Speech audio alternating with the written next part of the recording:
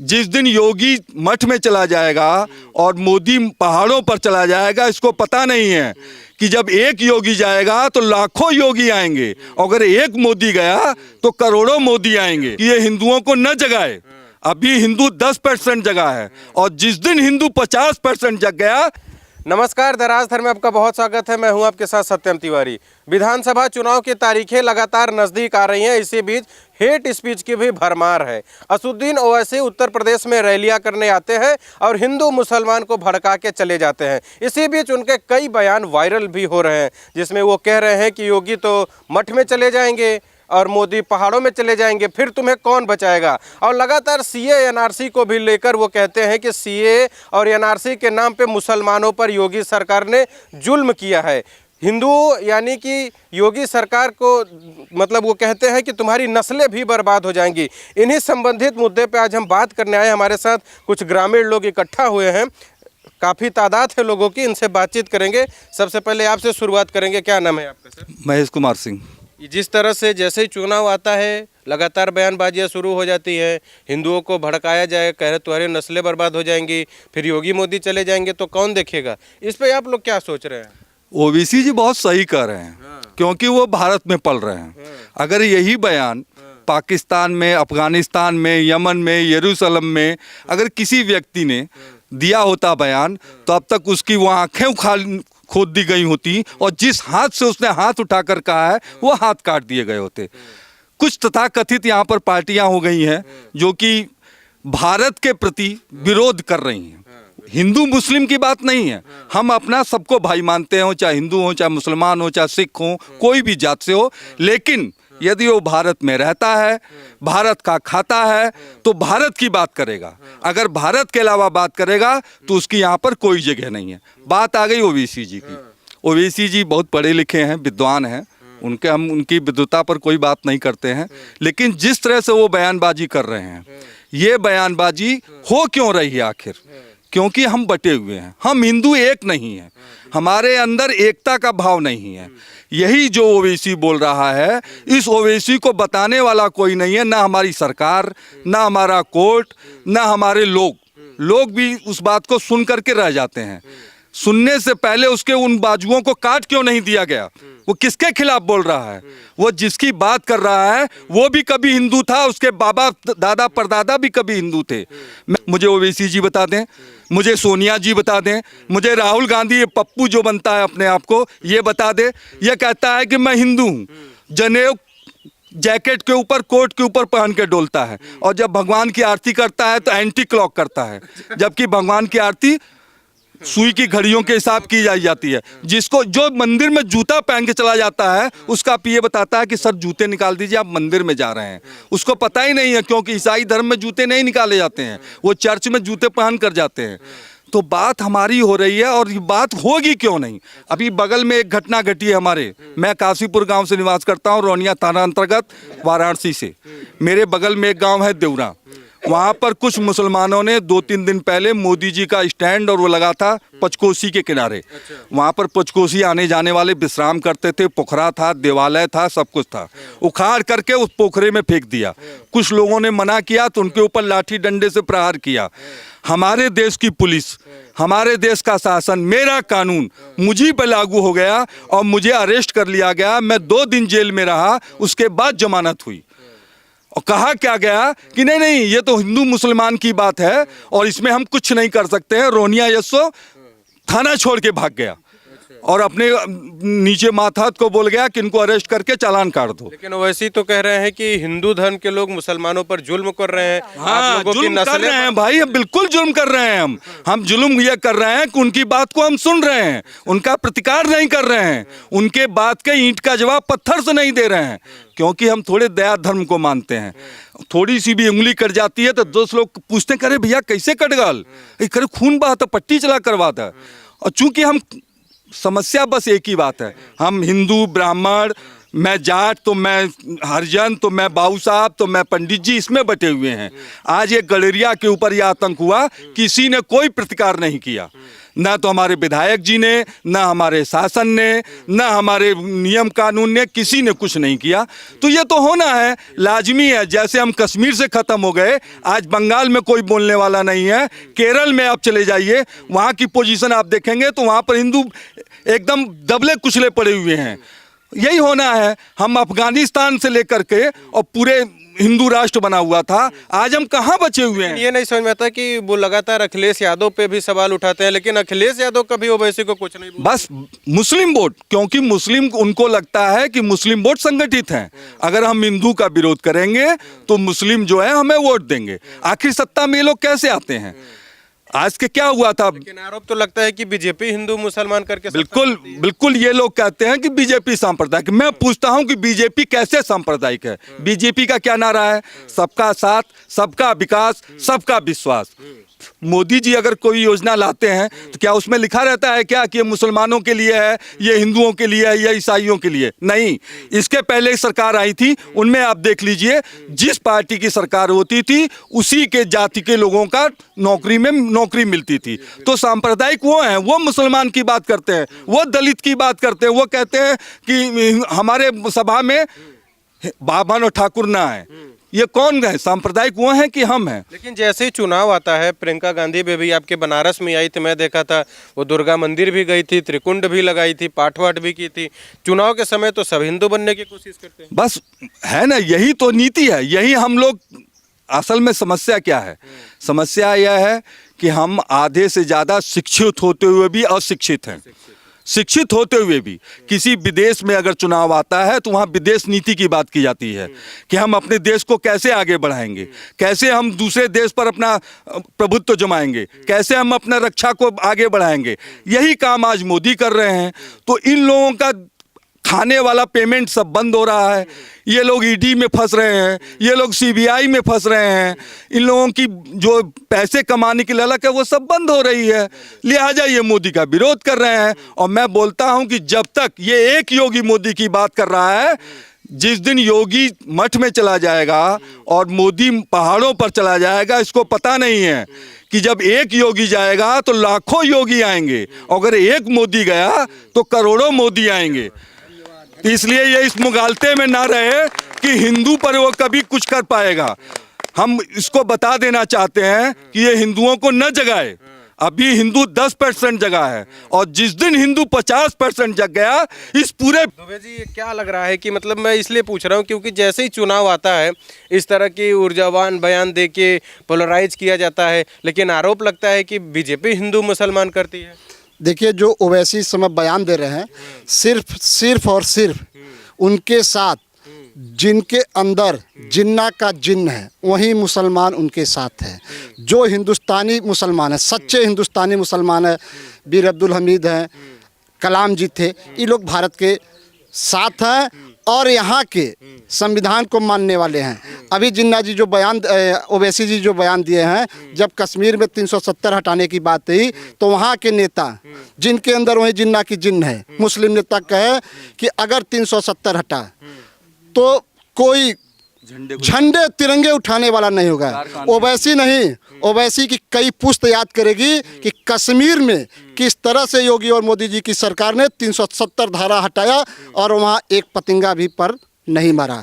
और ओवैसी जी को बता देना चाहता हूँ कि यहाँ के सच्चे मुसलमान हिंदुस्तान के साथ है, यहाँ के सरकार के साथ है। यहाँ की सरकार जो है न हिंदू देखती है न मुसलमान, किसी धर्म की नहीं, वो सबका साथ। उनके भाई का भी एक बयान आता, 15 मिनट के लिए पुलिस हटा ले तो फिर देख लेंगे। देखिए, 15 मिनट के लिए पुलिस हटा देना, वही तो बात है, सिर्फ भड़का कर मुसलमानों को एकत्रित करना। 2 मिनट के लिए गोधरा में पुलिस हटी थी, क्या हुआ था? अगर 1 मिनट के लिए हट गया तो ओवैसी नहीं, ओवैसी का खानदान समाप्त हो जाएगा। मुख्तार अहमद, मुख्तार अहमद। आजकल ओवैसी बहुत कह रहे हैं कि मुसलमानों के ऊपर अत्याचार कर रही है योगी सरकार। ऐसा तो कोई बात नहीं है जो कि अत्याचार हो, नहीं किसी के साथ धोखा हुआ हो। अब कहने के लिए कुछ भी कह सकते हैं। नहीं, वो तो ये भी कह रहे हैं कि बहुत अत्याचार हो, सीए के नाम पे मारा गया मुसलमानों को, एनआरसी के नाम पे मारा गया। वो ये भी कह रहे हैं कि अल्लाह नस्लें बर्बाद कर देगा ऐसे लोगों की। नहीं, ऐसी कोई बात नहीं, ये सब भड़कावा है। इन सब की बातों में नहीं आना चाहिए। अपने समाज को, अपने देश को एक साथ मिलकर सबको रहना है और हम लोगों के ऊपर कोई आपत्ति नहीं है। जी हाँ। ये बताइए कि ख्यालात क्या है ओवैसी को लेके, आप लोगों के क्या ख्यालात है? ओवैसी के बारे में हम लोग कुछ नहीं कर सकते हैं। अब वो लोग भड़का रहे हैं, उनके बहकावे में चाहे जैसे भी लोग आ जाए।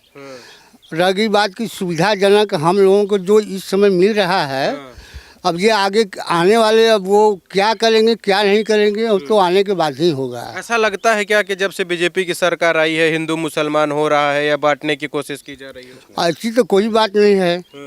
सब लोग अपना अपना कमा रहे हैं, खाना खा रहे हैं। जो सरकार सबको दे रही है, हमको भी दे रही है और हिंदुओं को भी दे रही है। तो ये नेता लोग भड़का क्यों रहे हैं कि प्रधानमंत्री बनाओ, तुमको नेता बनाएंगे, मुसलमान का हक? अपने जुगाड़ में हर लोग लगे हैं। जी हाँ, कि हम ही हो जाएं, लेकिन जो जो होने काबिल है वही होगा। वही होगा। आपका क्या नाम है? आनंद प्रकाश दुबे। आ रही है अखिलेश की सरकार? जी नहीं। क्यों? आप एक चीज़ बताइए, आप हिंदू हैं? हम आपसे भी एक प्रश्न करेंगे। हिंदू हैं ना? तो अगर हिंदू समाज या कोई भी, बाबरी मस्जिद विध्वंस पे किसने गोली चलवाया था? मुलायम सिंह यादव ने। और सपा पार्टी किसकी है? तो अखिलेश यादव अध्यक्ष है। अब नहीं है किसकी? और क्या यादव समुदाय में, मैं यादव बंधुओं को भी कहता हूँ, क्या यादव समुदाय में सिर्फ अखिलेश, डिम्पल, शिवपाल यानी उनके परिवार के ही लोग योग्य हैं, बाकी यादव योग्य नहीं हैं? तो किस आधार पे उनका सरकार आना चाहिए? वो कह रहे हैं महंगाई, भ्रष्टाचार। बिल्कुल महंगाई नहीं है, बिल्कुल महंगाई नहीं है। आज के 10 बरस पहले आप जो है 7 साल पहले 60-65 रुपए का पेट्रोल लेते थे। आज अगर 100 हो गया है तो जो है महंगा कहाँ हुआ? कोई भी ना, आप जो है मोटरसाइकिल के जो है चौराहे पे आधा किलोमीटर जा रहे हैं। मैं ऐसे साधारणतः पूछूंगा कि सपा की सरकार आपके हिसाब से क्यों नहीं आनी चाहिए और योगी की सरकार क्यों आनी चाहिए? सर्वांगीण विकास योगी की सरकार ने किया है, भाजपा की सरकार ने सर्वांगीण विकास किया है, इसलिए उसको आना चाहिए। सपा ने क्या किया था? उसने तो सिर्फ जातिवाद की व्यवस्था की थी, धर्मवाद की व्यवस्था की थी, मुसलमान हिंदू को अलग कर दिया, यादव और मुसलमान को लेकर के चुनाव लड़ते रहे, इसलिए जो है नहीं आनी चाहिए। ये लगातार योगी कह रहे हैं हमने गुंडा को खत्म कर दिया। बिल्कुल खत्म कर दिए। आप बिंदास चलिए, आप रात को आइए 12 बजे, हम आप जो है पूरा टहलते हैं आराम से। 1 बजे मोदी जी 1 लाख रुपया लेके जेब में रखे रहिए, आपसे कोई बोलेगा नहीं, आप आराम से 1 लाख चल के हम लोग मजा लिया जाएगा।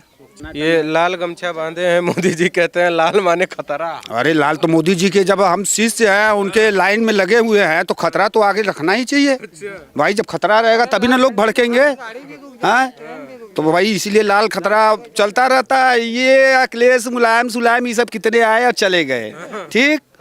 कांग्रेस आया चला गया, सरकार चलाई तो मोदी सरकार चलाई, आज तक चला रही है और देश का विकास कर रही है। ये कहते हैं ना कि जैसे लाल टोपी लगाते हैं सपा वाले, तो अभी मैं सुन रहा था तो बोले कि लाल देख लो तो समझ जाओ खतरा है। नहीं, वो तो सपा वाले कहते हैं। तो ओवैसी केवल हैदराबाद में जमे हैं। वो सोचते हैं कि बनारस में हमारा है, बनारस में जो बोलते हैं कि फ्री कर दे 2 दिन के लिए, खाली हम लोगों के लिए 2 दिन के लिए फ्री कर दे।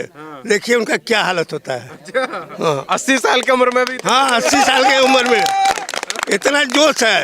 यही तो मैं पूछ रहा हूँ कि ओवैसी तो धमकी दे रहे हैं। हाँ, पूरा धमकी दे रहे हैं, हिंदू मुसलमान को अलग कर रहे हैं। हमारे देश में देखिए अभी एक मौलवी साहब बोले हैं ना, कितना अच्छा बोले हैं। और वो यहाँ गंगा जमुनी तहजीब है, उसको नष्ट करके उसको बिगाड़ना चाहते हैं। इनका एक पैसा भी दाल यहाँ नहीं गलेगा। वो कह रहे हैं वो मुसलमानों पर अत्याचार कर रही होगी सरकार। बिल्कुल झूठा कर रहे हैं। वही मुसलमान तो आपके सामने आके बोले हैं, ऐसा तो कुछ नहीं है।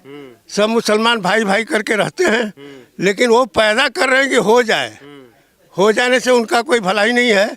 हम लोग जो इकट्ठा हैं उसको तितर बितर कर देंगे। अच्छा, क्या इस तरह से बयानबाजी से जो भारत के मुसलमान हैं उन पे भी असर पड़ता होगा? ओवैसी सब जो ये कुछ नहीं कर पाएंगे। ये कितनों करें, अपना ही जो है कि टांग काट रहे हैं, वो काट रहे हैं, अपने ही बिरादरी को भड़का रहे हैं। और बिरादरी जो है कि यूपी में है, यूपी वाली करेगी। हाँ, वो भाजपा में के वोट देंगे सब। 75% मुसलमान भाजपा को वोट देगी। अरे ये क्या कह रहे हैं? नहीं, मैं सही कह रहा हूँ, मैं सही कह रहा हूँ। ये भाजपा को जो है घर घर के बच्चे जो है, मुसलमान के बच्चे घर घर चिल्ला रहे, घर घर मोदी, घर घर योगी। क्यों क्यों? क्योंकि उनको सब कुछ मिल रहा है, आवास मिल रहा है। आपके गांव में मुसलमानों की संख्या बहुत ज्यादा है। हमारे गांव में कम से कम 75% मुसलमानों को आवास मिला है। अच्छा, क्या बोलते हैं? आपसे बातचीत होती होगी? हमेशा होता है। क्या कहते हैं? बोलते हैं हम लोग योगी के साथ है, मोदी के साथ है। कभी उनसे पूछते नहीं कि ओवैसी बारे में? कोई नहीं, वो बोलते हैं सब झगड़ा लगा रहा है। झगड़ा कराने के लिए मतलब सोच रहे हैं सब, मगर झगड़ा यहाँ होगा नहीं। अच्छा। हाँ, सब जनता को मन में सबको जम गया कि योगी मोदी जिंदाबाद। लेकिन लोग तो कहते हैं मुसलमान सब सपा को कोई नहीं, मुसलमान को तो वो से बहुत मिलेगा, एक दो सीट मिलेगा, नहीं वो भी नहीं मिलेगा। हाँ, वो भी नहीं मिलेगा। हाँ, क्यों कि मुसलमान भाजपा का जो सपा का सरकार को सब जान रहे हैं।